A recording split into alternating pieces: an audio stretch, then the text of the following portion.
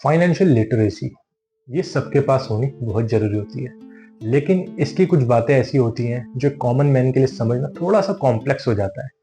इसी चीज़ को मैं बहुत ही इजी वे में आपके सामने स्टोरी के फॉर्म में रखूंगा, ताकि आप इन चीज़ों को समझ के अपनी लाइफ में अप्लाई करें और इससे फ़ायदा उठा पाएं सारी ज़िंदगी के लिए। ये मैंने एक बुक पढ़ी है, the richest man in Babylon, जो जॉर्ज एस क्लासन की बहुत ही क्लासिक बुक है। इसके अंदर इन्होंने स्टोरी फॉर्म में एक एंशिएंट कहानी बताई है, जिससे आप उस फाइनेंशियल विजडम को ले पाओगे जो उस टाइम के लोगों के पास थी, और ये आज भी उतनी ही रेलेवेंट है जितनी उस टाइम पे थी।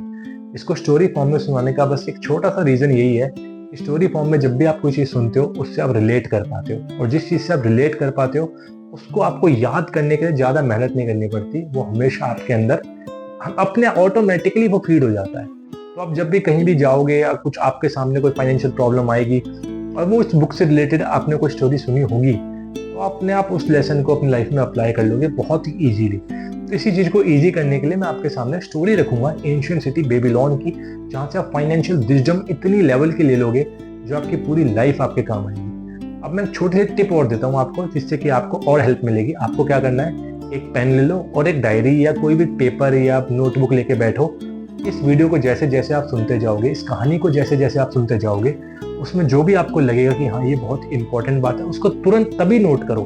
आप वेट मत करो कि मैं वीडियो बार बार सुनूंगा या पीछे करूंगा आगे करूंगा, या मैं नीचे जाके कमेंट सेक्शन में पढ़ लूंगा कि लोगों ने क्या क्या लेसन लिखे हैं। मैं भी चाहता तो ऐसे एक 10 लेसन करके एक वीडियो बना देता जो मैंने इस बुक से प्राप्त करी थी, बट उससे क्या होता, आप रिलेट नहीं कर पाते, कुछ टाइम में आप भूल जाते।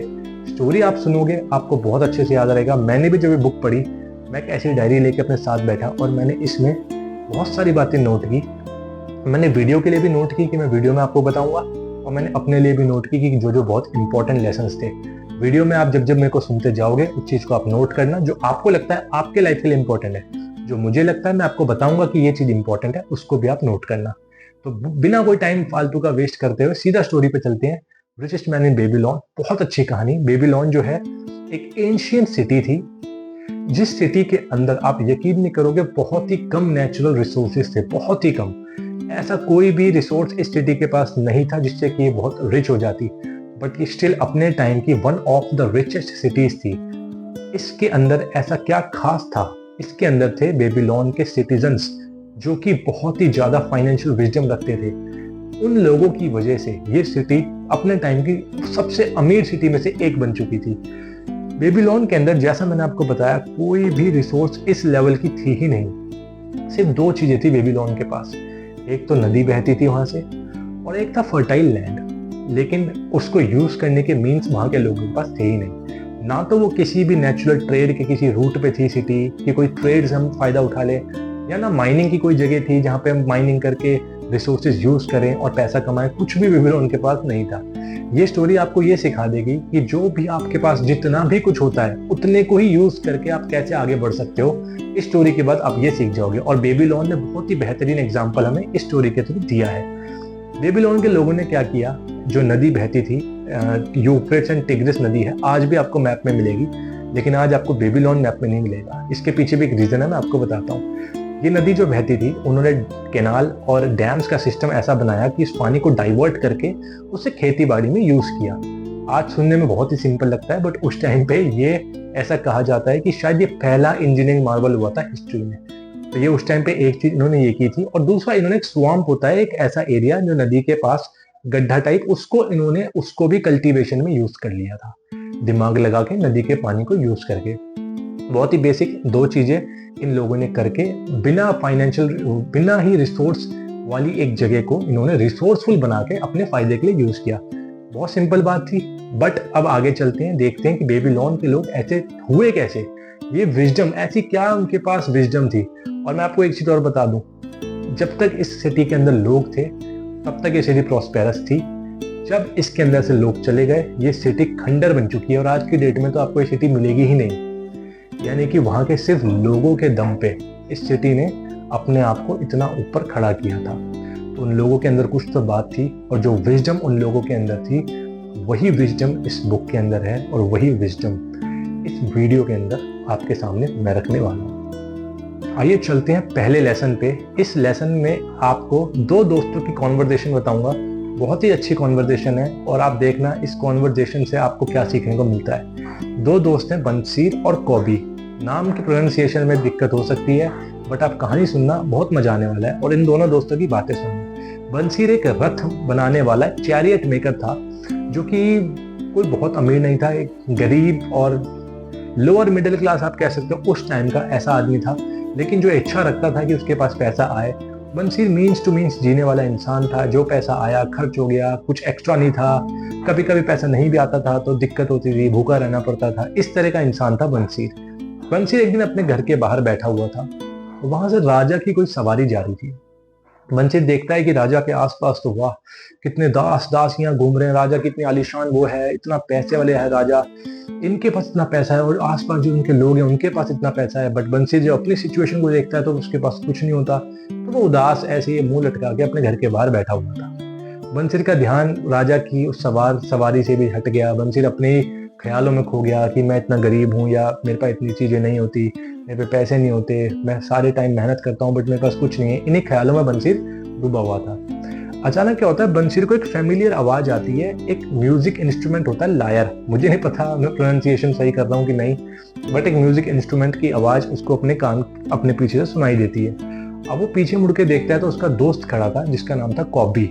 कॉबी हो सकता है, कोबी हो सकता है, कुछ भी हो सकता है, कि वो BBI कॉबी। उसका दोस्त पीछे खड़ा था। बंसीर उसको देखता है और उसका दोस्त वो म्यूजिक इंस्ट्रूमेंट बजा रहा होता है। उसका दोस्त क्या है, एक म्यूजिशियन है, और बंसीर क्या है, एक चैरियट मेकर है।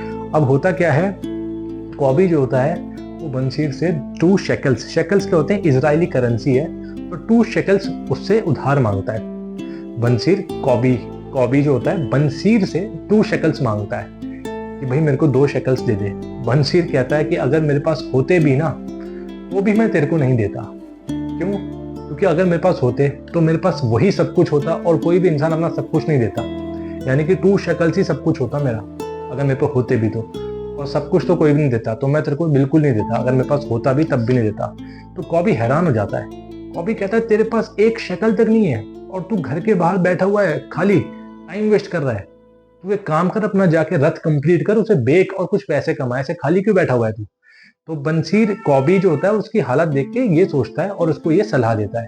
अब होता क्या है, बंसीर जो होता है वो कॉबी से कहता है कि ऐसा क्या है हमें कि हम पैसा नहीं कमा पाते, हम इतने गरीब हो चुके हैं, या फिर तू और मैं हम दोनों सेम ही लेवल पर आ गए हैं, ऐसा क्या है, इसके बारे में जानना चाहिए, हमें इसके बारे में सोचना चाहिए। बंसीर कॉबी से ये चीज बोलता है। तो कॉबी क्या बोलता है कि अभी आज से पहले तूने मेरे से कभी ऐसी बात करी नहीं थी, अब अचानक तू कर रहा है। वो कह रहा है कि मैंने आज से पहले कभी ऐसा सोचा भी नहीं था। मैंने अपनी हालात के बारे में अब ध्यान से सोचा और मैंने देखा कि हम ऐसे क्यों हैं। साथ हम पढ़ते थे, साथ सब कुछ करते थे, हमें भी नॉलेज मिली थी, हमने भी एजुकेशन प्राप्त की थी, लेकिन उसके बाद भी हम गरीब हैं। क्या रीजन हो सकता है इसके पीछे? सारा दिन हम मेहनत कर लेते हैं। तो कॉबी कहता है ये तो कोई वही आदमी बता सकता है जिसके पास पैसा है। और पैसा किसके पास है? अब इनका एक तीसरा दोस्त था, उसका नाम है अरकाद। ये कैरेक्टर यही आपको पूरी स्टोरी के अंदर इतनी चीजें सिखा देगा, आप नोट करते रहना, बस अरकाद से आपको जो सीखने को मिलेगा। तो कॉबी कहता है कि हमारा एक दोस्त है अरकाद, वो ऐसा कहा जाता है कि बेबीलोन का सबसे अमीर आदमी। तो बंसीर उससे पूछता है कि भाई बेबीलोन का सबसे अमीर आदमी है, हम तो साथ पढ़े थे, साथ खेले थे, सेम एजुकेशन, सब कुछ सेम, तो वो इतना अमीर कैसे हो गया और हम लोग गरीब क्यों रह गए? तो कॉबी कहता है भाई इसका जवाब तो अरकाद ही दे पाएगा, तो हमें उसके पास जाके ये चीज पूछनी चाहिए। तो ये डिसाइड करते हैं कि चलो अब हम अरकाद के पास जाएंगे और इस चीज का जवाब लेके आएंगे। अब जब वो अरकाद के बारे में उसे बताता है कॉबी, तो जो अपना बंसीर होता है तो वो कहता है इतना पैसा है अरकाद के पास कि अगर मैं रात के टाइम पे उसमें जाके गलती से भी कहीं भी हाथ मार दूंगा तो मेरे को ऐसा डर है कि मैं उसके पर्स में से कुछ पैसे ना निकाल लूं। मतलब इतना पैसा है उसके पास कि हर जगह पैसा है। तो कॉबी उसे समझाता है कि एक आदमी के पास जो पैसा होता है ना, वो उसके पर्स में नहीं होता, वो उसके मीन्स में होता है। मतलब ये जो लाइन बुक में लिखी थी वो थी, a man's wealth is not in his purse said Cobby, a fat purse quickly empties if there is no golden stream to refill it. तो कॉबी कहता है कि तुझे क्या लगता है, तू उसका पर्स में से अगर पैसा निकाल लेगा तो वो गरीब हो जाएगा? एक आदमी के पास जो पैसा होता है वो उसके पर्स में नहीं होता, वो उस गोल्डन स्ट्रीम में होता है जहां से वो पैसा कंटिन्यूसली फ्लो कर रहा होता है। कॉबी कहना ये चाहता था कि उसका पैसा अगर हम निकाल भी लेंगे तो उसके पास तरीका है कि वो दोबारा उसको रिफिल कर लेगा। ये जो रिफिल का जो स्ट्रीम है इसको कहते हैं इनकम। तो कॉबी बंसीर को यही समझाता है कि अरकाद के पास एक इनकम का सोर्स है, तो उससे कितना भी पैसा ले ले वो दोबारा उसको भर लेगा, क्योंकि उसके पास एक इनकम का सोर्स है। इससे लेसन पहला क्या मिलता है, आपके पास एक कॉन्टिन्यूस इनकम का सोर्स आपके पास होना बहुत ही ज्यादा जरूरी होता है, ताकि आपका पैसा खत्म भी हो तो इनकम उसको दोबारा रिफिल करती रहेगी। बहुत सिंपल सी बात है, बट आगे सुनना और मजा आएगा आपको इसमें।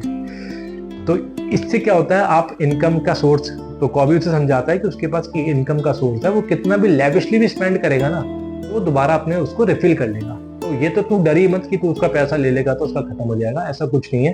अरकाद ने एक गोल्डन स्ट्रीम अपने लिए बना रखी है। अब बंसीर कहता है अच्छा इनकम, तो इनको पहला यहाँ से एक लेसन या वर्ड मिलता है इनकम। तो बंसीर कहता है कि हमें भी इसका मतलब कुछ ऐसा करना चाहिए कि हमारे पास एक इनकम का सोर्स होना बहुत जरूरी है, ताकि हम भी, अभी क्या होता है हम पे पैसा कभी आया कभी नहीं आया, हमने बेका कुछ हुआ, तो जरूरी नहीं होता कि हर बार आएगा ही आएगा। एक कॉन्टिन्यूस हमें एक फ्लो चाहिए, एक स्ट्रीम चाहिए जो कंटिन्यू हमारे पर्स में पैसा डालती रहे। तो बंसीर को यहाँ से एक आइडिया मिला कि हमें इनकम कमानी चाहिए।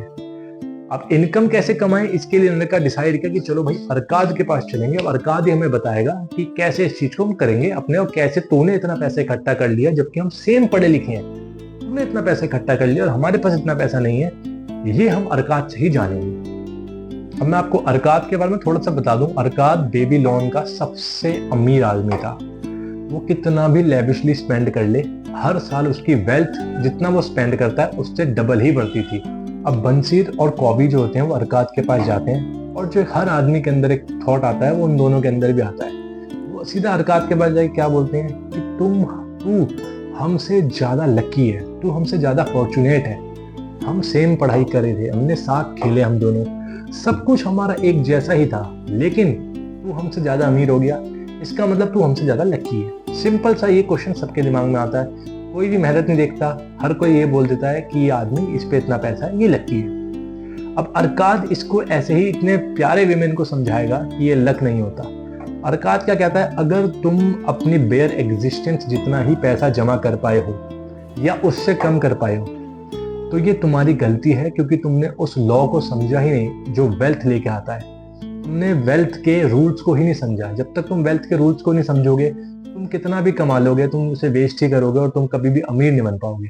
अरकाद उन्हें बताता है कि एक लॉ होता है जो वेल्थ को लेके आता है, जो मैंने अपनी लाइफ में अप्लाई किया, जिसको मैंने सीखा, इसलिए मैं इतना अमीर बन गया। और तुम बात करते हो कि मैं फॉर्चुनेट हूँ, फॉर्चुनेट यानी कि तुम मुझे लकी बोलते हो। तो अरकाद उन्हें इतना प्यारा रिप्लाई देता है इस बात को लेके, जो आपको भी सीखने को मिलेगा कि लक क्या होता है और मेहनत क्या होती है। अरकाद उनको बोलता है कि जो फेट होता है ना, जो लक होता है, ये बहुत ही गलत एक देवी है, गॉडेस है, जो तुम्हें बर्बाद कर देती है। कैसे बर्बाद कर देती है, ये तुम्हारे पास उतनी वेल्थ लाती है, वो वाली वेल्थ लाती है जो तुम खुद कभी अर्न ही नहीं कर सकते हो।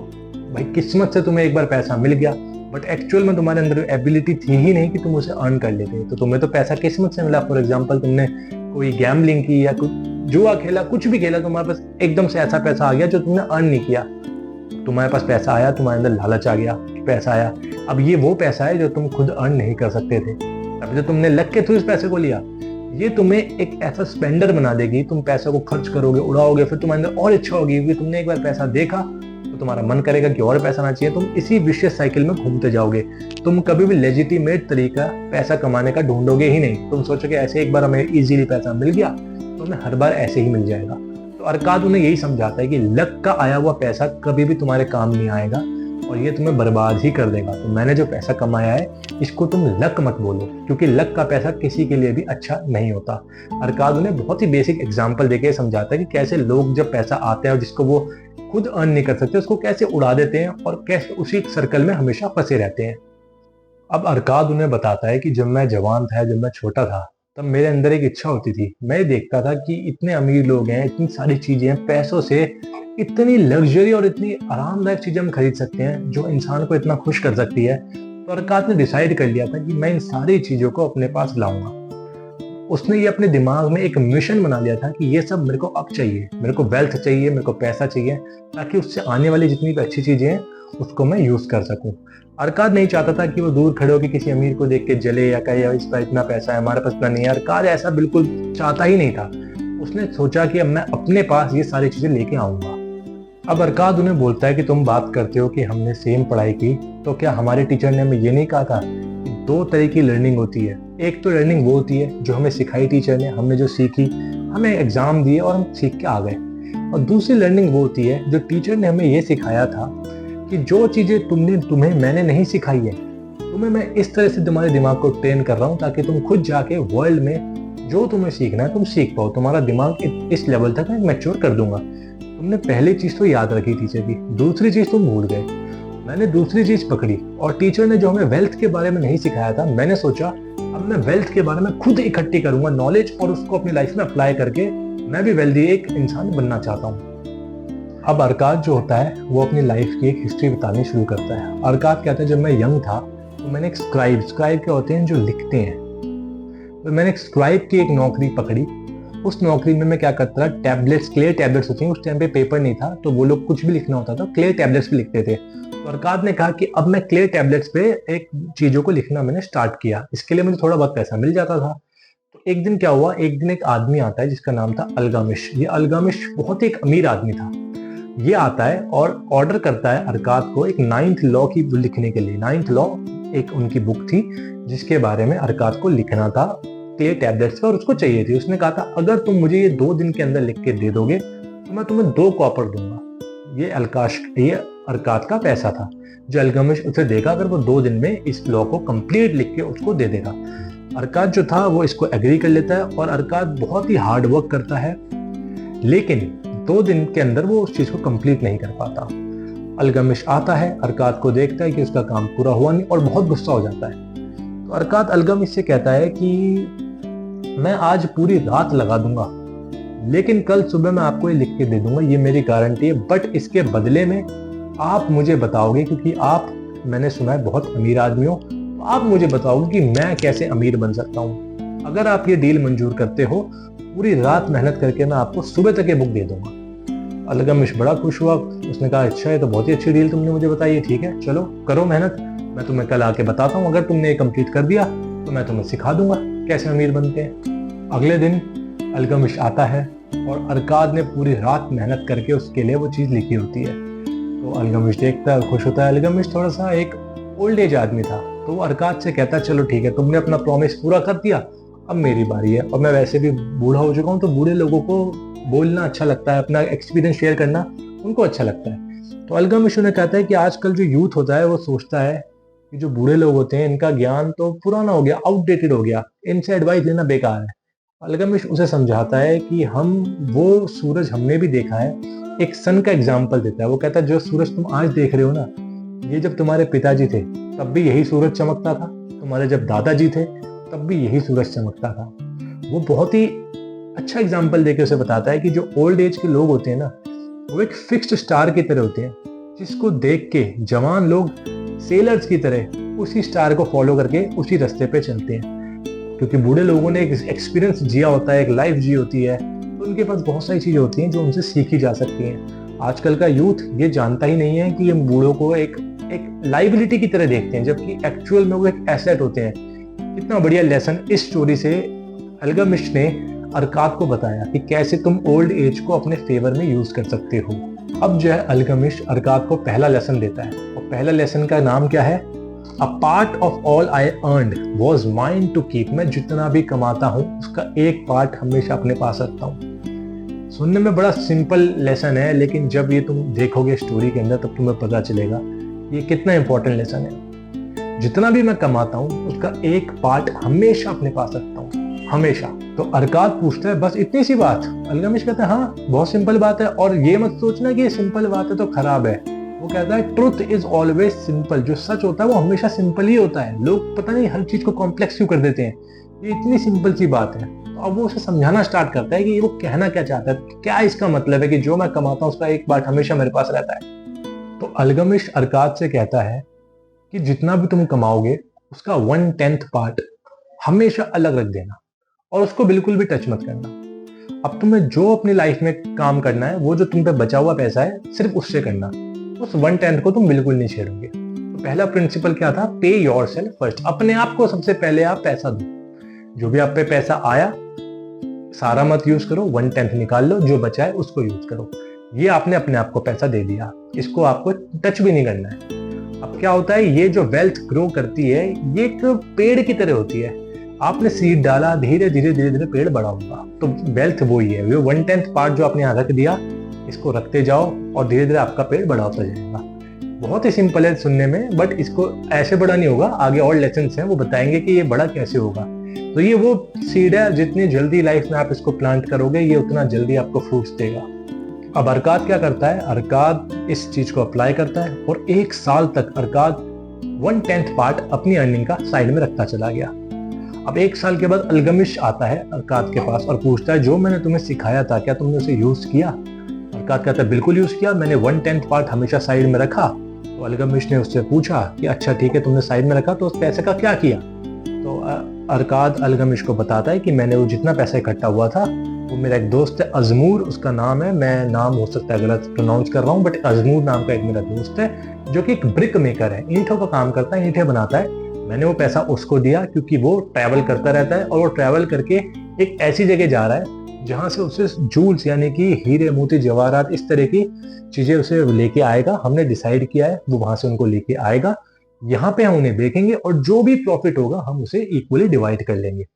बहुत ही अच्छा प्लान। उसने पैसा वेस्ट नहीं किया, उसने अपनी ऐश में लगाया, उसने एक बिजनेस की तरह उस पैसे को यूज किया। तो अलगमिश अब अरकाद से पूछता है, अच्छा तुमने ब्रिक मेकर को पैसा दिया, तुम्हारा प्लान तो बहुत अच्छा है, तो कभी तुमने सोचा है कि तुम्हें एडवाइस कैसे लेनी चाहिए और किससे लेनी चाहिए? तो अलगमिश जो होता है वो अरकाद को कहता है कि अगर तुम एक इनएक्सपीरियंस्ड बंदे से एडवाइस लेते हो, वो भी अपनी सेविंग्स को लेके, जो तुमने मेहनत करके पैसा जमा किया था, उस पैसे को यूज करने की एडवाइस अगर तुम एक ऐसे इंसान से लेते हो जिसके पास कोई एक्सपीरियंस ही नहीं है, तो तुम्हारा वो सारा पैसा खत्म हो जाएगा और तुम्हारे पास कुछ भी नहीं बचेगा। तो अरकाद समझा नहीं वो कहना क्या चाहते थे। तो अलगमिश ने उन्हें बताया कि भाई तुमने एडवाइस तो एक ब्रिक मेकर से ली है और तुमने बिजनेस का आइडिया दिया है जूल्स का, हीरे मोती जवाहरात का। एक ब्रिक मेकर को हीरे मोती के बारे में क्या पता? तुमने उस पर भरोसा कर लिया जिसका वो काम ही नहीं था। तुम्हें करना चाहिए था का भरोसा तो एक ब्रिक जो जूल्स का ही काम करता था उसको बोलते। तुमने गलत आदमी से एडवाइस ली। तो अरकाद ने सोचा भी बात तो ठीक है। कुछ टाइम के बाद अजमूर जो ब्रिक मेकर था वो आया और जहां से वो ये हीरे मोती जवाहरात लेके आया था, वहां के लोग बहुत ही चालाक किस्म के लोग थे। उन्होंने क्या किया, कांच के टुकड़ों को ही हीरे मोती जवाहरात कह के उसको बेच दिया और उसका लूट लिया, जिस सारा पैसा हो गया बर्बाद। क्योंकि इसको नॉलेज नहीं थी, ये तो ब्रिक मेकर था, इसको हीरे मोती के बारे में कुछ पता ही नहीं था, तो उन लोगों ने इसका पागल बना दिया। अलगमिश यही कहना चाहता था कि अगर तुम्हें किसी से एडवाइस लेनी है तो उस बंदे से लो जिसने या तो पहले काम कर रखा हो या उसको नॉलेज हो। आजकल आप देखोगे YouTube पे बहुत लोग एडवाइस देते हैं म्यूचुअल फंड्स के बारे में, स्टॉक्स के बारे में। भाई एडवाइस अलगमिश ने जो हमें शिक्षा दी है बेबीलोन के अंदर से, वो यही दी है कि एडवाइस उसी से लो जो एक्सपीरियंस्ड हो, जो इस फील्ड में खेला खिलाया हो। ऐसे नहीं कोई भी आपको एडवाइस दे दे और आप ले लो। तो आपके साथ यही होगा जो अजमूर और अरकाद के साथ हुआ। उनका पागल बनाया गया और उन्हें कांच के टुकड़े हीरे मोती कह के बेचे गए, जिससे सारा पैसा दोनों का ही वेस्ट हो गया। अब क्या होता है, अरकाद अब फिर जमा करना स्टार्ट करता है। अरकाद को अपना लेसन मिल गया कि हमें इन एक्सपीरियंस लोगों से एडवाइस लेनी नहीं है। तो अरकाद फिर जमा करना स्टार्ट करता है। तो 1 साल तक वो फिर दोबारा पैसा जमा कर लेता है। 1 साल बाद अलगमिश दोबारा अरकाद के पास आके पूछता है, हाँ भाई इस बार तुमने क्या किया? कहता है मैंने पैसा जमा किया और जैसा आपने मुझे बताया था, इस बार मैंने, मेरा एक दोस्त है उसका नाम है अरहद करके, सॉरी उसका नाम है अगर, नाम पे बन जाओ आप, बस ये देखो उसका एक दोस्त है अगर, जिसको जो काम क्या करता है वो एक शील्ड बनाता है, शील्ड मेकर है। तो अरकाद कहता है मैंने इस बार उसको पैसा दिया और मैंने उसको बोला कि भाई इस बार तू कहीं जब बाहर जा रहा है इधर, तो वहां से ब्रॉन्ज लेके आ। अब वो शील्ड बनाता है तो उसको ब्रॉन्ज की तो नॉलेज होगी, तो ब्रॉन्ज लेके आ, फिर हम उसको यहाँ पे आके उसको प्रोडक्ट बना के बेचेंगे और पैसा डिवाइड करेंगे। और अगर जो उसका दोस्त का नाम था, उसने ये भी इनके बीच में डिसाइड हो चुका था कि जो पैसा अरकाद दे रहा है उस पर वो कुछ रेंटल अरकाद को पे करता रहेगा। बहुत ही अच्छा प्लान था, सब कुछ बहुत बढ़िया था। इस बार उसने एक एक्सपीरियंस्ड बंदे के ऊपर ट्रस्ट किया जिसको उस फील्ड की नॉलेज थी, जिस फील्ड का काम अरकाद को करवाना था। अलगमिश बड़ा खुश हुआ। तो अलगमिश ने अगला सवाल उससे पूछा, अच्छा ठीक है, जो वो तुम्हें रेंटल दे रहा था, जो तुमने उसे पैसा दिया था, उस पर जो रेंट तुम्हें दे रहा था, वो उस रेंट का तुमने क्या किया? तो अरकाद कहता है भाई उस रेंट को तो मैंने मस्त अपना इंजॉय करना में खर्च करना स्टार्ट कर दिया। मैं अपनी मनपसंद चीजें लाता रहा या फिर अपने इंजॉयमेंट की चीजों में मैंने उसे खर्च किया। अब अल्गमिश अरकाद को तीसरा लेसन देता है। वो लेसन क्या होता है? अल्गमिश कहता है तुम कभी भी अपने बच्चों को नहीं खाओगे। इसका मतलब क्या है? अल्गमिश कहता है कि जो तुम्हारी सेविंग्स है ना, ये तुम्हारे बच्चे हैं। बच्चे इन द सेंस ये तुम्हारे लिए आगे जाके काम करेंगे, ये तुम्हारे स्लेव्स हैं। बच्चे और स्लेव उस टाइम पे ये चीजें कॉमन थी, इसलिए आज के उससे टाइम से इन्हें जज मत करना। स्लेव्स, ये जो पैसा तुमने जमा किया, जो तुम्हारे पास एक्स्ट्रा मनी आ रही है, ये तुम्हारा स्लेव है। इस स्लेव को तुम्हें अपने काम पे लगाना है, और तुम अपने बच्चों को ही अगर खा जाओगे तो तुम्हारे लिए काम कैसे करेंगे? तुम तो अपना रेंटल तुमने एंजॉय नहीं किया। तो अल्गमिश कहता है पहले एक आर्मी खड़ी करो स्लेव्स की। आर्मी मतलब पहले एक इतना पैसा जमा कर लो तुम, जो तुम्हारे लिए दिन रात काम करेगा। उसके बाद तुम अपने एंजॉयमेंट की चीजों में उसको खर्च करो। तो तुम पहले स्लेव्स की एक आर्मी बनाओ। पहले ऐसे नहीं कि तुमने अपने बच्चे अपने स्लेव्स ही खा लिए, पहले उसकी आर्मी बनने दो, उसके बाद उसको तुम अपने फेवर में यूज करो। तो ये तीसरा लेसन अल्गमिश ने अरकाद को दिया, जो अरकाद ने बहुत ही अच्छी तरीके से इस चीज को ग्रैस्प किया। तो अल्गमिश ने अरकाद को 3 लेसन क्या दिए? पहला लेसन अल्गमिश ने दिया था, live upon less than you could earn. जितना तुम अर्न कर रहे हो उससे थोड़े कम में गुजारा करो। क्यों? क्योंकि तुमने 110 साइड में रख दिया, अब जो बचा है उसमें तुम्हें गुजारा करना है। दूसरा लेसन क्या था? Learn to make gold work for you. अपने जो पैसा तुमने यहाँ साइड में रखा है, इसको अपने लिए काम पे लगाओ। लेकिन इसको काम पे कैसे लगाओगे? जो कि तीसरा लेसन था, कि किसी भरोसेमंद या किसी एक्सपीरियंस्ड आदमी को तुम वो पैसा दो, जिसे उस फील्ड में नॉलेज हो। किसी इनएक्सपीरियंस के हाथ में अपना पैसा सेविंग का कभी मत दो, और उसकी एडवाइस कभी मत लो जिसके पास खुद कोई एक्सपीरियंस ही नहीं होगा। ये 3 लेसन अल्गमिश ने अरकाद को दिए। ये सारी कहानी अरकाद अपने दोनों दोस्तों को सुना रहा है, जो कि बंसीर और कॉबी है। अब अरकाद अपने दोस्तों को बोलता है कि फिर अल्गमिश ने मुझे आके बताया कि जो उसके बच्चे हैं वो इतने वर्दी नहीं है कि उसकी प्रॉपर्टीज और उसके स्टेट्स को हैंडल कर पाए। तो अल्गमिश चाहता है कि अरकाद निप्पुर, एक जगह का नाम है, निप्पुर जाए और उसकी जो भी स्टेट्स है उसको हैंडल करे, और अगर वो वर्दी प्रूफ होता है तो वो सारे स्टेट, वो सारा प्रॉपर्टी वो अरकाद के नाम कर देगा। अरकाद निप्पुर जाता है और अरकाद मेहनत से, अपने दिमाग से वही जो लेसन्स अल्गमिश से सीखे थे उनको यूज कर करके उन प्रॉपर्टीज की वैल्यू को बढ़ा देता है। तो आखिर में वो उसकी अपनी हो जाती है। तो अब दोबारा बंसीर और कॉबी बोले, अच्छा तो फिर तो तुम किस्मत वाले हो ना, तुम्हें अल्गमिश ने अपनी प्रॉपर्टी दे दी।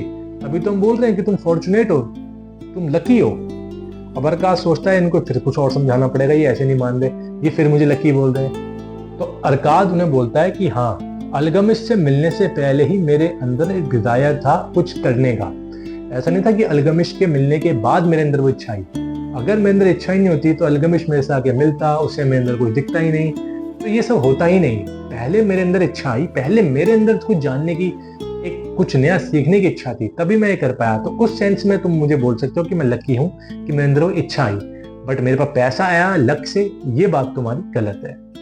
अब अरकाद उन्हें कहता है कि opportunity is a haughty goddess who wastes no time with those who are अनप्रिपेयर्ड।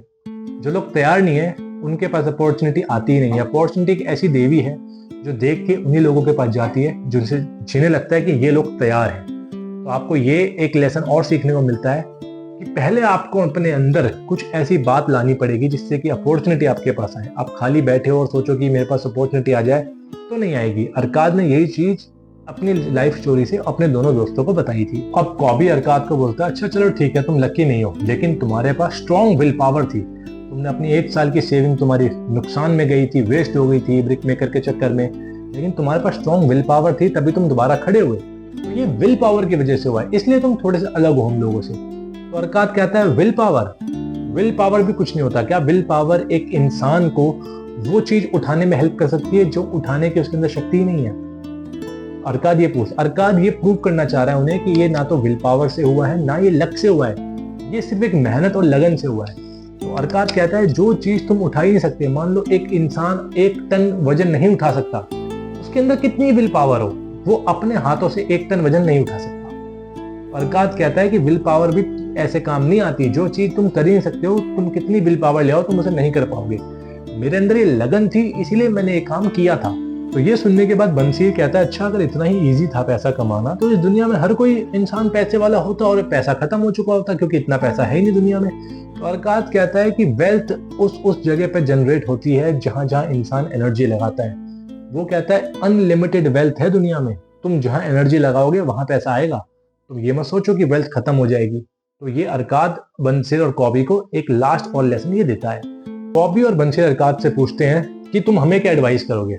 Arkad कहता है पहली चीज तो मैं तुम्हें एडवाइस करूंगा, a part of all I earn is mine to keep. A part of all I earn is mine to keep. इस line को सुबह बोलो, शाम को बोलो, दोपहर को बोलो, सारा दिन बोलो, हर घंटे बोलो, लेकिन ये लाइन रट लो। अरकाद उन दोनों को ये बोलता है, ये लाइन रट लो और सारा दिन इसको बोलो। तुम्हें ये तो करना ही है, जो भी तुम कमा रहे हो उसका 1/10 हमेशा पहले अपने आप को दो। पे योर सेल्फ फर्स्ट, पहले वो 1/10 अलग रख दो, बाकी जिंदगी बचे हुए पैसे से काटना स्टार्ट करो। ये एक एडवाइस तो तुम मेरी मान लो। दूसरी एडवाइस, उस पैसे को तुमने जो यहाँ पे रखा है, जो कि अल्गमिश ने मुझे सिखाया था, एक्सपीरियंस्ड लोगों से एडवाइस लेके उस पैसे को अपने काम पे लगाओ और उसकी एक आर्मी बना लो। मतलब मेटाफोरिकली उसकी आर्मी, यानी कि उस पैसे को इतना ग्रो करते चले जाओ कि कल को तुम्हें अपने लीजर के लिए, अपने इंजॉयमेंट के लिए अगर उसको यूज करना पड़े तुम्हें सोचना नहीं पड़ेगा। तो ये काम तुम करना स्टार्ट कर दो। ये अरकाद ने अपने दोनों दोस्तों को बताया जो उसने अल्गमिश से सीखा था। अब हम चलेंगे नेक्स्ट चैप्टर के ऊपर, जो है 7 क्योर्स ऑफ लीन पर्स। यानी कि अगर आपका पर्स भी पतला है, उसमें पैसे नहीं है, तो उसके 7 क्योर्स हैं जो इस स्टोरी के माध्यम से आज हमें सीखने को मिलेंगे। तो आइए चलते हैं स्टोरी पे। एक बार की बात है, बेबीलोन का एक राजा था जिस राजा का नाम था सारगोन। बहुत ही अच्छा राजा था। अपने दुश्मनों को हरा के वापस बेबीलोन आया, और बेबीलोन आके उसने क्या देखा कि उसके जो राज्य में सिचुएशन थी वो बहुत खराब हो चुकी थी। उसके राज्य में अनएम्प्लॉयमेंट थी, लोगों के पास पैसा नहीं था और किसान अपना कोई भी सामान बेच नहीं पाते थे। तो इतनी बुरी उसकी इकोनॉमी की हालत हो चुकी थी। तो उसने अपने चांसलर से पूछा कि भाई क्या दिक्कत हुई है, ये क्या सारा पैसा कहाँ चला गया जो हमारे देश में हुआ करता था। तो उसके चांसलर ने कहा कि पैसे को तो अपना रास्ता मिल गया है। तो राजा ने पूछा भाई कहाँ, क्या रास्ता मिला है। तो चांसलर कहता है कि कुछ अमीर लोगों के पास सारा पैसा है और बाकी सब लोग गरीब हैं, और कुछ ऐसे लोग हैं जिनके पास सारा पैसा है। ये सिचुएशन आप देखो तो ये आज भी होती है, और ये वर्ल्ड में उस टाइम पे होती थी और आज भी आपको यही सेम सिचुएशन मिलती है कि कुछ लोगों के पास बहुत सारा पैसा होता है और कुछ लोग हमेशा गरीब रहते हैं। तो राजा ने पूछा भाई ऐसा क्यों है, भाई सिर्फ कुछ लोगों के पास पैसा क्यों है, मेरी सब प्रजा के पास पैसा क्यों नहीं है। तो चांसलर कहता है जिन लोगों के पास, कुछ लोगों के पास जो पैसा है वो सिर्फ इसीलिए है क्योंकि उनको पता है कि पैसा कैसे कमाया जाता है। और राजा ने कहा तो एक काम क्यों नहीं कर सकते हम कि भाई हम सारा पैसा उनसे लेके और सब में डिवाइड कर देते हैं इक्वली।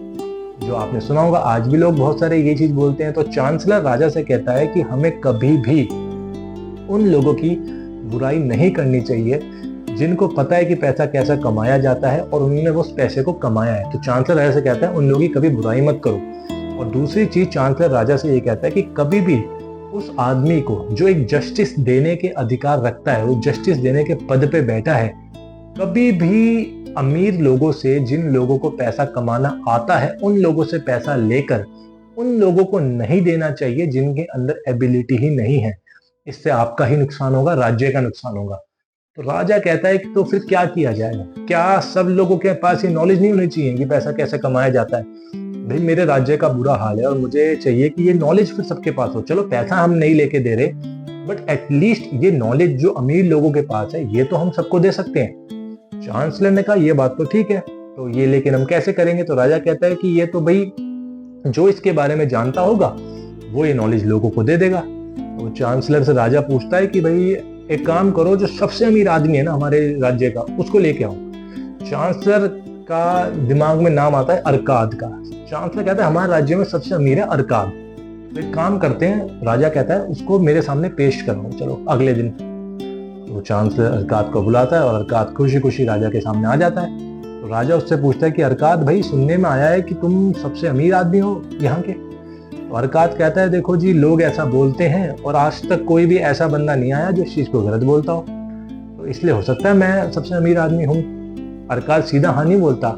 बड़े लोगों की ये खासियत होती है, उसने सीधा ऐसा घमंड दिखाते हुए हाँ नहीं बोला। उसने बोला कि लोग ऐसा कहते हैं और कोई ऐसा आज तक नहीं आया जिसने बोला हो कि नहीं भाई मैं इससे भी अमीर हूँ, तो इसलिए हो सकता है भाई मैं सबसे अमीर आदमी हूँ। अरकाद राजा से बोलता है। राजा अरकाद को अपने पूरे राज्य की हालात बताता है कि भाई देखो ऐसा ऐसा है, अनएम्प्लॉयमेंट है, इतनी दिक्कतें हैं।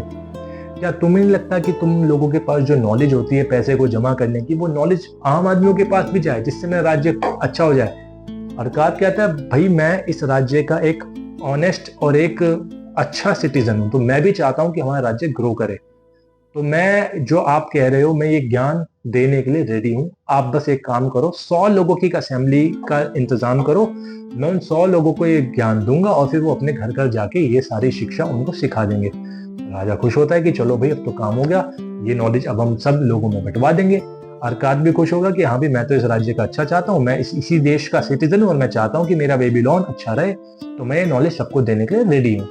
राजा इंतजाम करवाता है। अगले दिन 100 लोगों की असेंबली लगती है और अरकाद उस असेंबली के सामने जाके वो ज्ञान देने के लिए रेडी हो जाता है। वो ज्ञान क्या था?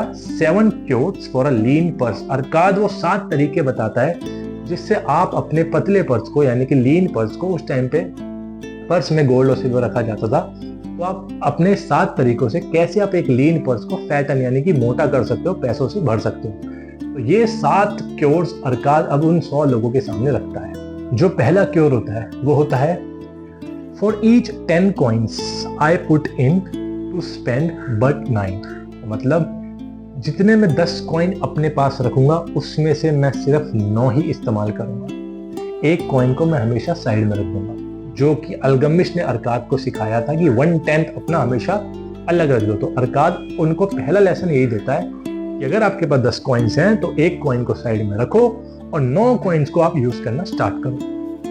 अब अरकाद जो होता है वो हर एक से पूछता है कि भाई तुम कितना पैसा कमाते हो, सब लोगों से पूछ रहा होता है। और एक आदमी मिलता है अरकाद को जो कि जिसका काम होता है अंडों का काम होता है। तो एक बास्केट का बहुत ही बड़ी एग्जांपल अरकाद उस आदमी के थ्रू सबको देता है। वो एग्जांपल क्या होता है? अरकाद उनसे पूछता है कि अंकल अगर आपके पास एक अंडे की ट्रे है जिसमें आप एक ट्रे में 10 अंडे रख सकते हो, उस ट्रे में अगर आप रोज रात को 9 अंडे निकाल लोगे तो अगले दिन क्या होगा? तो अंकल ने कहा कि भाई अगले दिन तो मैं 10 अंडे रखूंगा बट एक उसमें ऑलरेडी है तो जगह ही नहीं होगी, इतने अंडे हो जाएंगे, 11 अंडों की तो उसमें जगह ही नहीं है। तो अरकाद ने कहा अगर आप डेली ये चीज करोगे तो क्या होगा? उन्होंने कहा ओवरफ्लो होगा, मेरा तो अंडे की ट्रे में इतनी कैपेसिटी नहीं है। तो अरकाद कह रहा है यही ये रूल है जो आपको सीखना है। जब आप एक कॉइन अलग रख दोगे और सिर्फ 9 कॉइन्स को यूज करोगे, अगले दिन आपके पास जब दोबारा इतने सारे कॉइन्स आएंगे फिर आप एक रख दोगे। ऐसे करते करते करते एक दिन आपका ये इतना बड़ा हो जाएगा वेल्थ का ट्रे कि वो ओवरफ्लो करना स्टार्ट कर देगा। तो लोगों को बड़ी अच्छी लगी ये बात कि वाह भाई बात तो बहुत ठीक है, क्योंकि अरकाद ने बहुत ही सिंपल एक एग्जाम्पल से लोगों को ये समझाया। अरकाद चाहता तो सीधा ऐसे ही बोल सकता था कि भाई एक कॉइन अलग करो, 9 में से यूज करो, उसको छेड़ो मत, बट ये वही बात हो जाती है, कुछ लोग समझते कुछ नहीं समझते। इसीलिए मैं स्टोरी फॉर्म में आपको एक कहानी सुना रहा हूँ ताकि आप इस चीज को बहुत ही डीपली लेवल पर जाके समझो कि कैसे इसको आपको अपनी लाइफ में अप्लाई करना है। मैं भी अब जो सेकंड क्योर था वो ये था कंट्रोल योर एक्सपेंडिचर्स। आप 1/10 जो अपना अलग रखते हो उसको आपको टच भी नहीं करना। आपको अपना बचे हुए पैसे से ही अपना सारा कुछ काम करना है। जो कि बचा 9/10 पैसा है उसको आपको यूज करना है। तो अब ऑडियंस में से एक आदमी पूछता है कि भाई हम अगर 1/10 को टच भी ना करें और 9/10 को यूज करें, बट हम तो इतना पैसा कमाते हैं कि हमारा सारे से ही काम नहीं चलता, तो तुम तो कह रहे हो कि 1/10 अलग रख दो और बाकी से यूज करो, तो हम कैसे काम करेंगे? तो अरकाद कहता है कि मैं तुम्हें एक सच्चाई बताता हूँ। कई बार क्या होता है, जो हमारे डिजायर्स होते हैं हम उसको अपनी प्रायोरिटी और अपने एक्सपेंडिचर मान के खर्च करते हैं। इंसान के डिजायर ज्यादा होते हैं, तो तुम एक काम करो, तुम एक लिस्ट बनाओ जो तुम्हारे प्रायोरिटी वाले एक्सपेंडिचर हैं उन पे तुमको खर्च करना है, और जो तुम्हारे एक्सपेंस जिससे तुम्हारा काम चल सकता है, जहां तुम ज्यादा खर्चा करने की जरूरत नहीं है, उसको तुम थोड़े टाइम के लिए बंद कर दो। तो तुम्हें इतना सेक्रीफाइस तो करना पड़ेगा और 1/10 को तुम टच मत करो। तो तुम देखो धीरे धीरे धीरे वो अपने आप ग्रो करता जाएगा। एक प्रॉब्लम ये होती है कि लोगों की इनकम बढ़ती है तो स्पेंडिंग बढ़ जाती है। तुम्हारा पहले काम 90 रुपए से चल रहा था, तब तुम्हारी इनकम 100 रुपए थी, 10 रुपए बचते थे। आज तुम्हारी इनकम 200 रुपए है तो तुम्हारा काम 190 रुपए से चल रहा है। जब तुम्हारा काम 90 से चल सकता था तो तुम 190 पे क्यों आए? तो अरकाद यही सिंपलेस्ट वे में उनको बता रहा था, कि भाई जो तुम्हारी डिजायर्स है उनको थोड़ा कंट्रोल करो जब तक तुम एक सफिशियंट पैसा इकट्ठा नहीं कर लेते हो। तीसरा क्योर था मेक योर गोल्ड मल्टीप्लाई। अब आपने यहाँ पे पैसा 1/10 अलग रखना स्टार्ट कर दिया है, अब आपको उसको काम पे लगाना है। उसके लिए एक अच्छी एम्प्लॉयमेंट ढूंढो। एम्प्लॉयमेंट ढूंढने का मतलब है अपने गोल्ड को मल्टीप्लाई करना है, तो उससे आपको काम करवाना पड़ेगा। उसके लिए ऐसी ऐसी इन्वेस्टमेंट्स ढूंढो जो आपके लिए बेनिफिशियल हो। अरकाद अपनी स्टोरी बताता है कैसे उसने एक शील्ड मेकर के साथ कोलैबोरेट करके एक बिजनेस बनाया जिससे उसको बेनिफिट होगा। चौथा क्योर है guard your treasure from loss.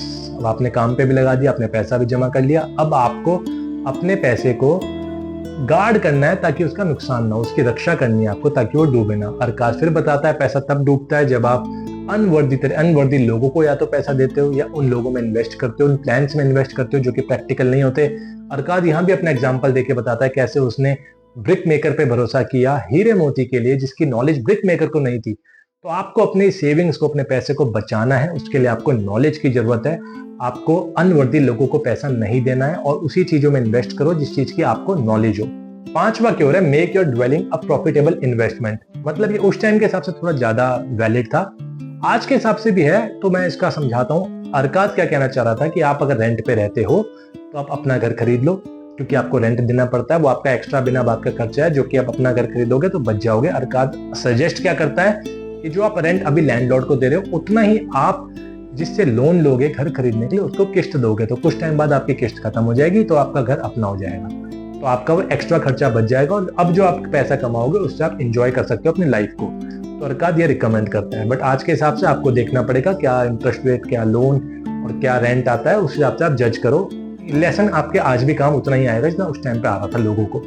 छठा क्योर जो अरकाद बताता है वो कहता है मैन को हमेशा अपने फ्यूचर इनकम के बारे में सोचना चाहिए, उस टाइम के बारे में सोचना चाहिए जब वो कमाने लायक नहीं होगा और तब उसको पैसे की जरूरत होगी, तब वो कैसे काम करेगा। तो अरकाद ने बहुत ही थॉटफुली एक फ्यूचर प्लान के बारे में सोचने को बोला लोगों को, जो कि आज के टाइम पे हम देखें तो इंश्योरेंस है और लाइफ इंश्योरेंस है, उस टाइम पे ऐसा कोई कॉन्सेप्ट नहीं था, बट अरकाद इतना फार साइटेड आदमी था कि उसने लोगों को बोला कि तुम इस तरीके से अपने फ्यूचर के बारे में भी सोचो।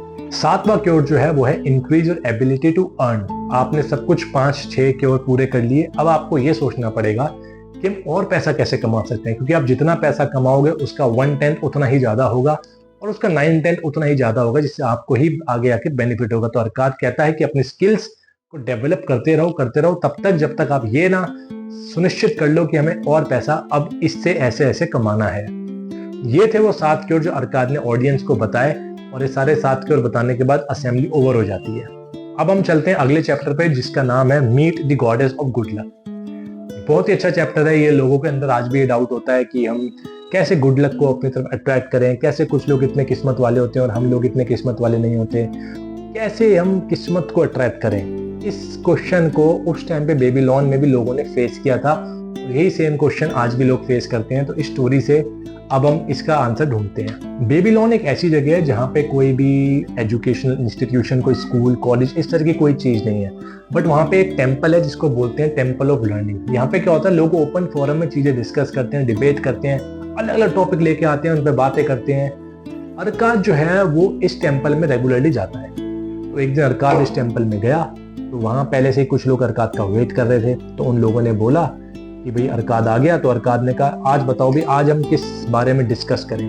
तो एक आदमी बोलता है आज हम डिस्कस करते हैं कि गुड लक को कैसे अपनी तरफ अट्रैक्ट करें। इन्होंने थोड़ा मेटाफोरिकली बोला कि गुड लक की जो गॉडेस है, देवी है, उसको हमें अपनी तरफ अट्रैक्ट करना है, तो इस पे बात करते हैं। तो अरकाद ने बोला भाई बहुत ही अच्छा टॉपिक है ये तो इंटरेस्टिंग चीज है, इसके बारे में लोगों को पता होना चाहिए। तो अरकाद ने उन लोगों से पूछा कि भाई तुम लोगों में से वो लोग हाथ उठाओ जो ये बता सकते हैं कि हमें बिना काम करे हमने ये चीजें अपनी लाइफ में अपने इकट्ठी कर ली। थोड़ी देर तक वहां शांति हो गई। अरकाद ने बोला कोई भी ऐसा नहीं है जिसने बिना कुछ करे कुछ लाइफ में अचीव किया हो। तो इसका मतलब तो फिर हमें कौन बताएगा, ये तो हमें उससे ही जानना पड़ेगा जिसने बिना कुछ करे लाइफ में पैसा कमाया हो। तो एक आदमी बोलता है कि जब भी हम गुड लक को अट्रैक्ट करने की बात करते हैं तो हमारा ध्यान जाता है गेमिंग टेबल पे, जहाँ पे हम बेट खेलते हैं, हम ये जुआ हो गया, लॉटरी हो गई, इन जगहों पे लोग सबसे ज्यादा गॉडेस ऑफ लक को डिजायर करते हैं और अट्रैक्ट करने की कोशिश करते हैं। तो अरकाद कहता है कि मेरे हिसाब से तो तुम एक बात बताओ, जो गॉडेस ऑफ लक है वो एक आम आदमी की बेट पे इतनी इंटरेस्टेड क्यों होगी। उनको क्या लेना देना है एक आदमी कहाँ जुआ खेल रहा है, कहाँ सट्टा लगा रहा है, वो क्यों, वो एक देवी है, वो क्यों इन चीजों में इंटरेस्ट लेंगी। जबकि अरकाद कहता है मेरे को तो ऐसा लगता है गॉडेस ऑफ लक जो है वो लव और एड की देवी उन लोगों के पास अट्रैक्ट होगी जो मेहनत करेंगे, जो कुछ काम करते हैं, और जहां से उन्हें लगता है कि हाँ ये लोग वर्दी हैं, उनके पास वो अट्रैक्ट होगी, ना कि ये जो जुआ खेलना लौटते खेलना इन लोगों के पास वो अट्रैक्ट होंगी। तो अरकाद कहता है कि अगर आपको गुड लक को अपनी तरफ अट्रैक्ट करना है तो आपको जो अपॉर्चुनिटीज आपकी लाइफ में आती हैं उनको आपको ग्रैब करना आना चाहिए। गुड लक की देवी आपकी तरफ तभी अट्रैक्ट होगी जब आप उसे वर्दी दिखोगे कुछ काम करने के, ना कि खाली बैठे उनको डिजायर करना, उनको वेट करना कि मेरे पास गुड लक आएगा। ऐसे आपको कभी भी गुड लक नहीं मिलने वाला। आपको कुछ काम करना है, उन्हें प्रूव करना है कि आप वर्दी हो गुड लक के, तभी वो आपके पास आएंगे। आप चलते हैं नेक्स्ट चैप्टर के ऊपर जो है 5 लॉज ऑफ गोल्ड। बहुत ही अच्छा चैप्टर है, इससे भी आपको बहुत सारे लेसन सीखने को मिलेंगे।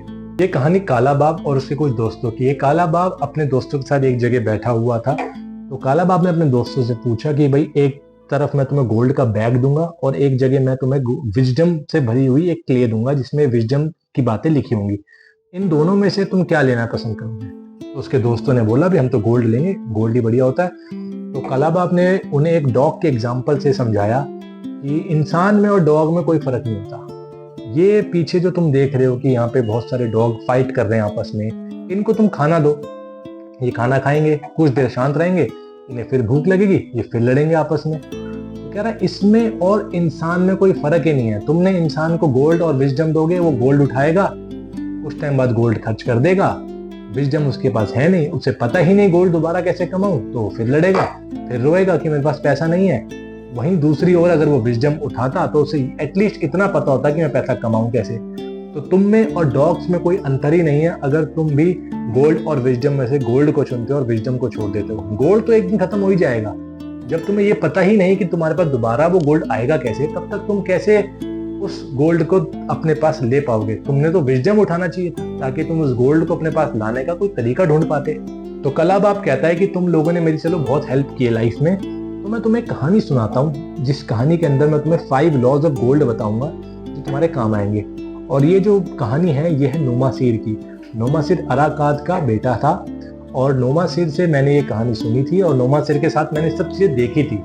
तो एक बार की बात है, नोमासीर अपने पापा के पास गया अराकाद के पास। तो अराकाद ने नोमासीर से बोला कि मेरे पास बहुत सारी प्रॉपर्टीज है, बहुत सारे स्टेट्स हैं, इतनी लैंड है, ये सब मैं तुम्हें देना चाहता हूँ, बट मैं ये तुम्हें तभी दूंगा जब तुम मुझे प्रूव कर दोगे कि तुम इसके वर्दी हो, वरना मैं तुम्हें ही नहीं दूंगा, वरना मैं प्रीस्ट यानी कि पंडितों में दान कर दूंगा सारी जमीन को।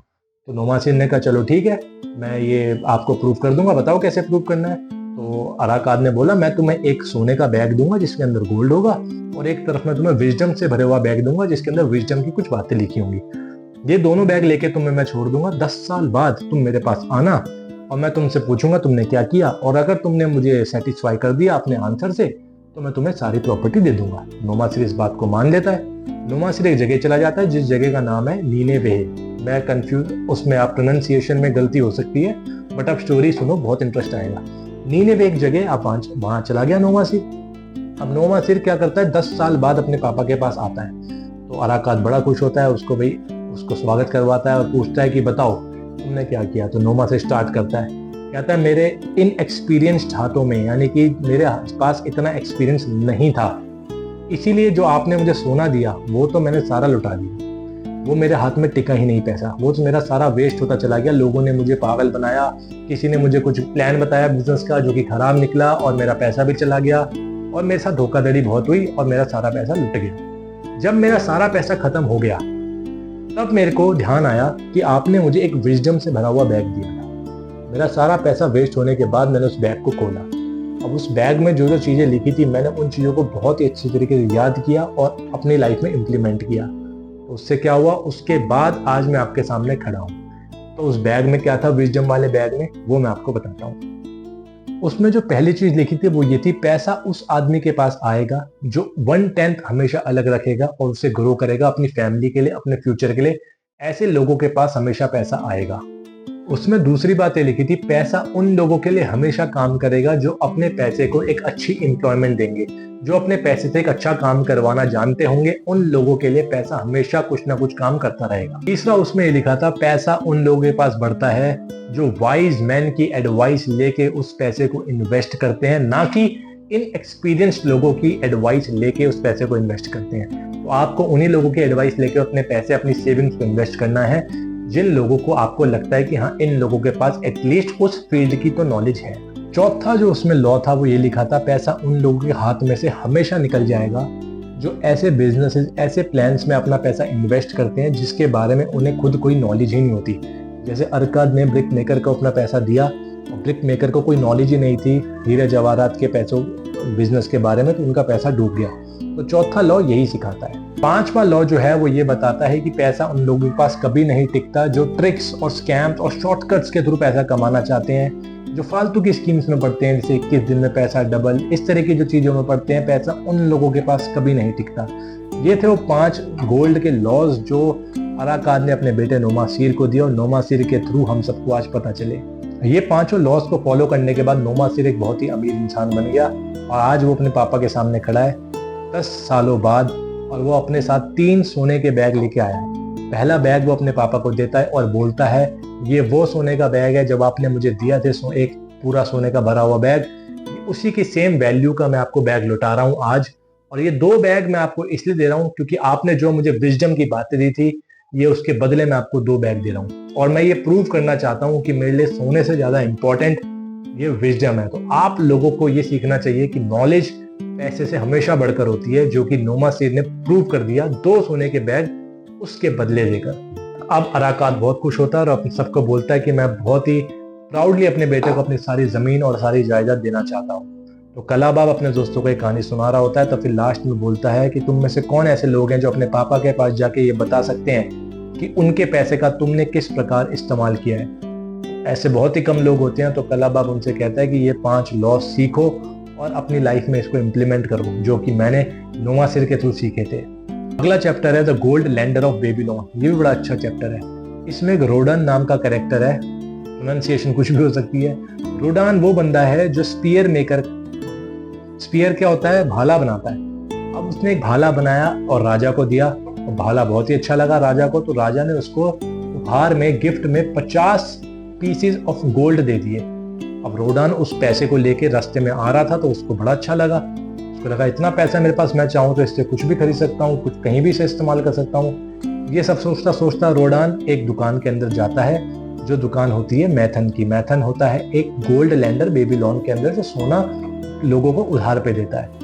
तो रोडान उसके पास जाता है। तो मैथन उससे बोलता है, रोडान आज तुम मेरे पास आए हो, क्या तुम भी जुए में पैसा हार गए? क्योंकि ज्यादातर लोग मेरे पास तभी आते हैं जब या तो वो जुए में पैसा हार जाते हैं या उन्हें पैसों की बहुत जरूरत पड़ती है। तो तुम बताओ तुम मेरे पास क्यों आए हो? तो रोडान कहता है, मेरी समस्या का कारण पैसा नहीं है, मेरी समस्या का कारण है राजा का दिया हुआ मुझे गिफ्ट। तो रोडान से मैथन पूछता है कि भाई ऐसा क्या तुम्हें राजा ने गिफ्ट दे दिया? तो रोडान कहता है कि भाई मुझे 50 पीसेस गोल्ड के मिले। अब मुझे ये समझ नहीं आ रहा मैं इसका करूं क्या। मेरी एक सिस्टर है जिसके हस्बैंड को पैसों की जरूरत है, तो मेरी सिस्टर ने मुझसे पैसा उधार मांगा, बट मुझे समझ नहीं आ रहा कि मैं अपनी सिस्टर को पैसा उधार दूं कि ना दूं। तुम इतने लोगों को पैसा उधार पे देते हो, तो इसीलिए मैं तुमसे एडवाइस मांगने आया हूँ आज। तो मैथन कहता है, भाई तुम तो बहुत ही इंपॉर्टेंट टॉपिक को आज लेके आए हो, ये टॉपिक बहुत इंपॉर्टेंट है और लोगों को इसके बारे में जानना बहुत जरूरी है। तो मैथन कहता है कि जो पैसा आता है तो अपने साथ बहुत सारी चीजें लेके आता है। पैसा अपने साथ रिस्पॉन्सिबिलिटीज लेके आता है, पैसा अपने साथ डर लेके आता है कि वो खो ना जाए, पैसा एक पावर की फीलिंग लेके आता है, तो पैसा कुछ अच्छा करने की इच्छा भी अपने साथ लेके आता है। आज तुम्हारे पास पैसा आया है इसलिए तुम मेरे पास आए हो। तो मैथन बोलता है रोडान से, चलो मैं तुम्हें कहानी सुनाता हूँ। नीनेवे एक जगह है, वहां पे एक फार्मर है, ये उसकी कहानी है। ये वो फार्मर है जो जानवरों की भाषा समझता है। एक बार की बात है, इस फार्मर के पास 2 जानवर थे, एक बैल था और एक गधा था, ऑक्स और डोंकी। हुआ क्या, अब सारा दिन काम करता था बैल, पूरा दिन खेत जोतता था और थक जाता था और रात को आके वो गधे के पास बैठता था। तो एक दिन उसने गधे से पूछा, भाई मैं सारा दिन काम करता हूँ, सारा दिन मेहनत करता हूँ, उसके बाद रात को मैं खाना खाता हूँ, लेकिन तेरा काम तो बहुत आसान है, तेरे ऊपर जब भी मालिक का मन करता है तेरे पर बैठता है, कहीं घूमने चला जाता है, और जब मालिक का मन नहीं करता तब तू फ्री होता है, तब तेरे पास कोई काम ही नहीं होता और तू सारा दिन खाना खाता है। तू तो बहुत लकी है। तो गधा कहता है चल मैं तेरे को एक ट्रिक बताता हूँ, एक तरीका बताता हूँ जिससे हफ्ते में एक दिन तेरे को छुट्टी मिल जाएगी। तो बैल कहता है बता भाई, बहुत काम की चीज है। तो गधा कहता है जब अगले दिन हमारे मालिक का नौकर तेरे को लेने आए तो तू उठने की एक्टिंग मत कर, तू सोचियो कि तू बीमार है तो तू उठियो ही मत, तो हो सकता है वो तेरे को ना लेके जाए। तो बैल कहता है चलो मैं कल ये भी ट्राई करके देख लेता हूँ। अगले दिन मालिक का नौकर आता है, वो बैल को उठाने की कोशिश करता है लेकिन बैल उठता ही नहीं है। तो मालिक का नौकर जाके मालिक को समझाता है कि भाई बैल तो लग रहा है बीमार है। तो मालिक कहता है एक काम करो, तुम जाओ और गधे को लेकर आओ, आज हम उससे काम करवाएंगे। वो गधे को ले आता है और गधे से सारा दिन मेहनत करवाते हैं। गधा थका हारा रात को बैल के पास आता है। बैल कहता है भाई गधे, तू तो मेरा बहुत अच्छा दोस्त है, तूने मेरे को जो ट्रिक बताई वो तो मेरे इतने काम आ गई कि मेरे को तो कुछ काम करने की जरूरत ही नहीं पड़ी, मैं तो आराम किया, सारा दिन मैंने आराम किया। गधा कहता है तूने तो आराम किया बट तेरा जो सारा काम था वो मेरे सर पे आ गया, यानी कि तेरी प्रॉब्लम्स मेरी सरदर्दी बन गई। तो इस कहानी से आपको क्या मॉरल मिलता है? इस कहानी से मैथन रोडन को यह समझाना चाह रहा था कि अगर आप अपने फ्रेंड की हेल्प करना चाहते हो तो इस तरीके से हेल्प करो कि उसकी सिरदर्दी, उसकी प्रॉब्लम्स आपकी सिरदर्दी ना बन जाए। अगर उसकी हेडेक आपकी हेडेक बन गई तो आपने ना तो उसकी हेल्प की ना अपनी हेल्प की, आप दोनों ही बेकार हो जाओगे। तो मैथन ने रोडन को यही समझाया कि इस तरह से आप हेल्प करो और सोचो कि तुम्हारे हेल्प करने से क्या उनकी प्रॉब्लम्स तुम्हारी सिरदर्दी तो नहीं बन जाएंगी। अब रोडन कहता है अब मेरे को ये बात समझ आ गई कि मेरे सिस्टर के जो हस्बैंड है, अगर मैं उनको पैसा देता हूँ और वो अनवर्दी हुए तो उनकी जो प्रॉब्लम्स है वो मेरी प्रॉब्लम बन जाएगी, क्योंकि वो मेरा पैसा तो वापस कर ही नहीं पाएंगे और इसे भी खत्म कर देंगे जो मैं उन्हें दूंगा।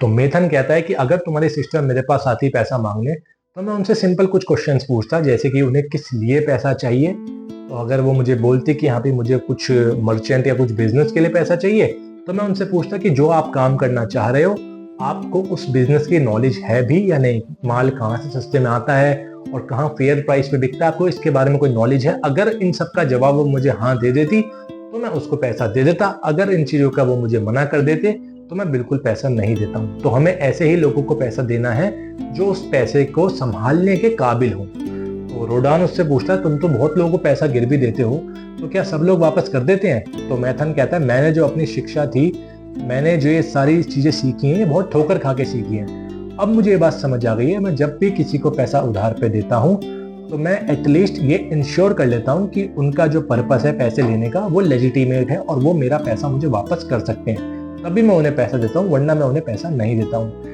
तो ये सारे लेसन्स मैथन ने रोडन को समझाए और रोडन के थ्रू ये लेसन्स आज हमें समझ में आए हैं कि अगर आपके पास वेल्थ है तो आपको कैसे जुडिशियली और अच्छी तरीके से उसको अपने फेवर में यूज करना है, आपको उसे वेस्ट नहीं कर देना और सोच समझ के आपको उसे लोगों को देना है या इन्वेस्ट करना है। अगला चैप्टर बहुत छोटा चैप्टर है जिसका नाम है वॉल्स ऑफ बेबीलोन, बट ये भी आपको बहुत कुछ सिखाएगा। एक बंजार नाम का गार्ड था जो बेबीलोन की रक्षा करता था। अब एक दिन क्या हुआ, बेबीलोन के जो राजा थे वो अपनी सारी आर्मी को लेकर कहीं दूसरी जगह पे गए हुए थे। इसी बीच पीछे से किसी ने बेबीलोन पे हमला कर दिया। अब बेबीलोन पे हमला कर दिया और बेबीलोन के अंदर आर्मी भी नहीं है, राजा भी नहीं है, तो बेबीलोन के लोग बहुत ही ज्यादा शौक या बहुत ही ज्यादा डर गए, वो बहुत ज्यादा घबरा गए कि अब क्या होगा। तो अभी तक वो लोग जो आर्मी अटैक कर रही थी वो बाहर बेबीलोन की दीवारों को तोड़ने की बहुत कोशिश कर रही थी कि हम दीवार तोड़ेंगे और अंदर आएंगे और सब कुछ लूट लेंगे। तो वहां के लोग बार बार बंजार के पास आते और पूछते कि भाई अब क्या होगा क्या होगा, यहाँ पे हम देख रहे हैं हमारे लोग बहुत ही घायल घूम रहे हैं इधर उधर, जो भी बाहर से आ रहा है वो यही बता रहा है कि बहुत बड़ी आर्मी आई है और सब खत्म कर देगी। तो बंजार के पास कभी कोई लेडी आती है, कभी कोई ओल्ड आदमी आता है, कभी कोई आता है, हर कोई आके उससे यही क्वेश्चन पूछता है कि अब हम क्या करेंगे। और बंजार सबको एक ही जवाब देता है कि आप लोगों को घबराने की कोई भी जरूरत नहीं है, बेबीलोन की जो दीवारें हैं बहुत ही मजबूत हैं और ऐसे कितने ही हमले वो झेल सकती हैं, तो आप डरो मत, बेबीलोन की दीवारें आपकी और आपके परिवार की रक्षा करेंगी। तो 4 हफ्ते लड़ाई चलती है, 4 हफ्ते तक वो लोग कोशिश करते हैं बेबीलोन के अंदर आने की, बट आ नहीं पाते। तो चौथे हफ्ते में लोग देखते हैं कि वो लोग हार मान के चले जाते हैं, तो लोग बहुत खुश होते हैं। तो बेबीलोन का जो गार्ड होता है बंजार, लोगों को कहता है कि इसी दिन के लिए हमारी रानी ने बहुत साल पहले ये दीवारें बनाई थी, अगर आपकी दीवारें मजबूत हैं तो आपका राजा चाहे आपके पास हो चाहे ना हो, आपको कोई नुकसान नहीं पहुंच सकता। इस कहानी से हमें सीखने को मिलता है कि अगर आपके पास सिक्योरिटी है इस लेवल की, आज के टाइम में हम देखें तो आपका लाइफ इंश्योरेंस, आपका हेल्थ इंश्योरेंस, सेविंग अकाउंट्स, आपके बैलेंस, आपके पास वेल्थ की इतनी बड़ी दीवार होनी चाहिए, इतनी बड़ी सिक्योरिटी होनी चाहिए कि आपके पीछे से अगर आप वहां ना भी हो, अगर राजा ना भी हो, तो भी पीछे से वो आपकी और आपकी फैमिली की रक्षा कर सके। ये आपको वेल्थ की वॉल्स इतनी स्ट्रॉन्ग बेबीलोन की तरह बनानी जरूरी होती है। छोटी सी कहानी से बहुत ही अच्छा लेसन हमें मिलता है। बेबीलोन में एक बच्चा है जिसका नाम तरकाद है। बच्चा मतलब एक ऐसा इंसान जिसके पास एम्प्लॉयमेंट नहीं है, यूथ है और एम्प्लॉयमेंट ढूंढता है। बट ये एक ऐसा इंसान है जो कि कई दिन से भूखा है, इसके पास पैसा नहीं है और इसने बहुत लोगों से बहुत चीजें उधार ले रखी हैं जो चुकाने का भी इसके पास कैपेसिटी आज की डेट में नहीं है। तो तरकात क्या करता है, मार्केट में घूमता है, कभी कुछ चुरा लिया, कभी खा लिया, एक दो बार पकड़ा गया है तो इसे पिटाई का डर है, तो इस चक्कर में भी चुरा भी नहीं पाता। तो तरकात जो है बहुत ही भूख से परेशान लाचार घूम रहा होता है। तो घूमते घूमते एक दिन ये ऐसी एक गली में चला जाता है जहाँ पे गली में इसको ये उम्मीद करता है कि काश मुझे ऐसे लोग मिल जाए मेरे जानने वाले जो मेरी हेल्प कर दे। तो ये पीछे देखता है तो ये दाबा सिर नाम का एक आदमी है, उसके घर के बाहर पहुंच जाता है। दाबा सिर बेबीलोन का एक कैमल ट्रेडर है जो कि ऊंटों की ट्रेडिंग करते हैं, जो कि लेजिटिमेट बिजनेस बेबीलोन में उस टाइम पे हुआ करता था। दाबा सिर के घर के पास जाके तरकात को लगता है कि यार मैं यहाँ क्यों आ गया। वो ऐसा इसलिए सोचता है क्योंकि उसने दाबा सिर से कई सारे पैसे उधार ले रखे थे जो उसे चुकाने की उसके अंदर इस समय हिम्मत भी नहीं थी और उसके पास कोई साधन भी नहीं था। दाबा सिर तरकात को देख के बहुत खुश होता है और बोलता है, वाह भाई तरकात, आज तो तुम मेरे पास आ गए, लाओ मेरा पैसा मुझे वापस कर दो। तरकात उसे सॉरी बोलते हुए कहता है उदास मुंह से कि भाई मेरे पास तो तुम्हारा पैसा है ही नहीं। दाबा सिर कहता है एक काम करो, फिर पैसा लेके आओ, पैसा कमाओ। तरकात कहता है कहाँ से, मैं भी तो कमाना चाहता हूँ बट मैं इतना, मेरे पास कोई लक ही नहीं है, मेरी किस्मत इतनी खराब है कि मैं पैसा ही नहीं कमा सकता। दाबा सिर कहता है अच्छा तुम्हारी किस्मत खराब है, एक काम करो तुम अंदर आओ, तुम मेरे साथ बैठो, मैं तुम्हें कहानी सुनाता हूँ। तो तरकात अंदर जाता है। दाबा सिर बहुत ही स्मार्टली अपने नौकर से बोल के खाने की चीज ऑर्डर करता है, लेकिन सिर्फ अपने लिए, और अपने नौकर से बोलता है कि मेरा दोस्त आया तरकात, इसको तुम पानी दो। तरकात सोचता है कि भाई खुद तो ये खाना खा रहा है, मेरे को सिर्फ पानी पिला रहा है, लेकिन तरकात कुछ नहीं बोलता। तो दाबा सिर कहता है कि चलो मैं तुम्हें कहानी सुनाता हूँ एक अपने लाइफ की, जहां मैं तुम्हें बताऊंगा कि कैसे मैं आज एक कैमल ट्रेडर बनाऊं। दाबा सिर कहता है पहले मैं अपने पापा के साथ सैडल मेकिंग का काम करता था जब मैं जवान था, तो मेरे पास कुछ ज्यादा पैसे थे नहीं, तो उस टाइम पे मैंने शादी कर ली, तो मेरी वाइफ आई, हमने दोनों ने मिलकर काम किया, तो मैम थोड़ा बहुत ही कमाते थे, तो मुझे लगा कि अपनी वाइफ को भाई एंजॉय कराने के लिए मेरे को नई नई चीजें खरीदनी चाहिए। तो मैंने लोगों से उधार लिया, मैंने पैसे लिए किसी से और लग्जरीज खरीदना शुरू कर दिया। मैंने उन पैसों से शौक की चीजें खरीदना शुरू कर दिया। तो एक दिन क्या हुआ, मेरी इनकम तो इतनी थी नहीं, बट मेरा उधार मेरी इनकम से बहुत ऊपर चला गया। अब उधार चुकाने के चक्कर में मेरे पास कुछ नहीं बचा और मेरी इनकम भी खत्म हो गई। इतने बुरे हालात हो गए कि मेरी वाइफ मेरे को छोड़ के चली गई और मेरे को भी, क्योंकि लोग मेरे से पैसा मांगने आते थे, उन लोगों को मैं फेस नहीं कर पाता था, तो मुझे भी अपने सिटी बेबीलोन को छोड़ के बाहर जाना पड़ गया। इतने बुरे मेरे हालात हो गए थे। मैं दूसरे शहर में गया, वहां मैंने चोरी स्टार्ट कर दी। जो भी कारवां जाते थे जिनके पास कोई गार्ड नहीं होते थे, मैं उन्हें लूटता था और अपना काम गुजारा करता था। एक दिन क्या हुआ, हम लूटने ऐसे ही गए किसी कारवां को, तो पीछे से राजा के सैनिक आते हैं और हमें पकड़ लेते हैं। हमारे दो जो लीडर थे वो तो वहीं ऑन द स्पॉट मारे गए, बचा मैं और मेरे कुछ साथी। तो हमें वो क्या करते हैं, राजा के पास ले जाते हैं और वहां पे राजा हमें बोलता है कि भाई इनके कपड़े वपड़े उतार के इन्हें स्लेव बना दो, आज से ये गुलाम है। वो अपनी वाइफ्स को बुलाता है राजा और उनसे बोलता है कि भाई ये गुलाम है, तुम्हें इन्हें जो यूज करना है इनका यूज करो। तो राजा की एक वाइफ होती है जिसका नाम होता है सीरा। सीरा बोलती है कि हमारे पास गुलाम तो बहुत है, मुझे एक ऐसा आदमी चाहिए जो ऊंटों को चलाना जानता हूँ, ताकि लॉन्ग रूट पे अगर मुझे कहीं सामान लेके जाना है तो मैं उसको लेके जा सकती हूँ। राजा ने कहा तुम्हें जो इस्तेमाल करना है कर लो, ये तुम्हारे गुलाम है। तो सीरा ने बोला ठीक है चलो, कल मेरे को अपनी बीमार मदर से मिलने बहुत दूर जाना है, तो इसको मैं अपने साथ ले जाती हूँ। राजा ने कहा ठीक है भाई, इसके साथ चला जाना और जो जो ये बोले वो तुम करना। तो दाबा सिर चला गया। दाबा सिर सीरा के साथ रास्ते में जाता है तो सीरा उससे पूछती है कि भाई तुम गुलाम हो। तो दाबा सिर बोलता है कि मैं पैदा गुलाम नहीं हुआ था, मैं एक फ्री मैन पैदा हुआ था, बट हालात ने मुझे गुलाम बना दिया। तो सीरा कहती है तुम्हारे अंदर अगर तुम फ्री मैन भी पैदा हुए थे तो तुम्हारी हरकतों ने, तुम्हारी कमजोरियों ने तुम्हें गुलाम बनाया है, ना कि तुम ये कहोगे कि मैं फ्री मैन था या ये था, उससे कोई फर्क नहीं पड़ता। आज तुम जो कर रहे हो तुम वो हो।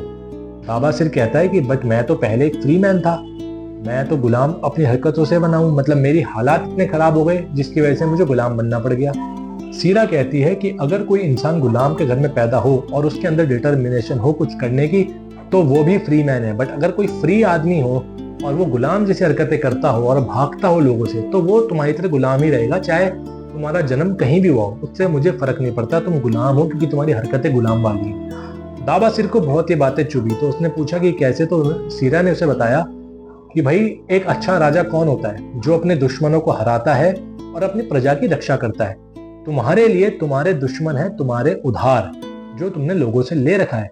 तुम्हारा उधार जैसे जैसे बढ़ता चला गया, तुम्हारे दुश्मन जैसे जैसे बढ़ते चले गए, तुम तो अपना घर बार छोड़ के भाग गए, तुमने तो अपनी फैमिली वहीं छोड़ दी, सब कुछ छोड़ दिया, तो तुम अपने आप को फ्री मैन कैसे बोल रहे हो?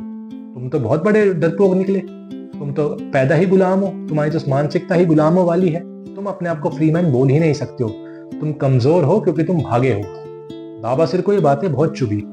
अब ये बातें करते करते वो उसकी मदर के घर पहुंच जाते हैं, तो सीरा दोबारा दावा सिर से पूछती है, अच्छा बताओ, क्या तुम फ्री मैन हो या तुम स्लेव हो? तो दावा सिर कहता है, मैं तो भाई फ्री मैन हूँ। तो सीरा कहती है, यही टाइम है तुम्हें प्रूव करने का कि तुम फ्री मैन हो। एक काम करो, तुम भाग जाओ, मैं राजा से बोल दूंगी कि वो चला गया, कोई तुम्हें कुछ नहीं कहेगा, तुम भाग जाओ।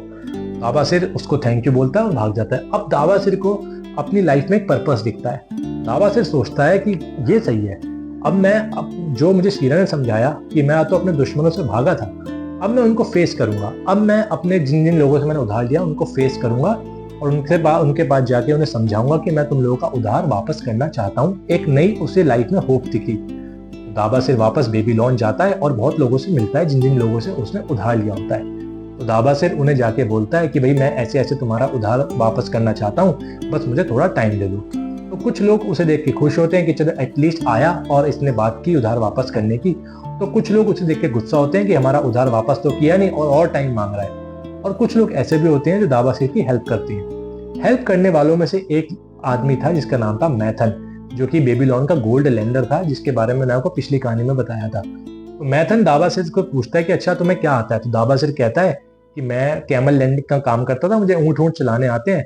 तो दावा सिर कहता है अच्छा ठीक है, मेरा एक दोस्त है, उसके पास जाओ, वो कैमल के बारे में जानता है, तो तुम दोनों मिलकर कुछ कैमल से रिलेटेड काम करो और पैसा कमाओ और हम सबका पैसा चुका दो।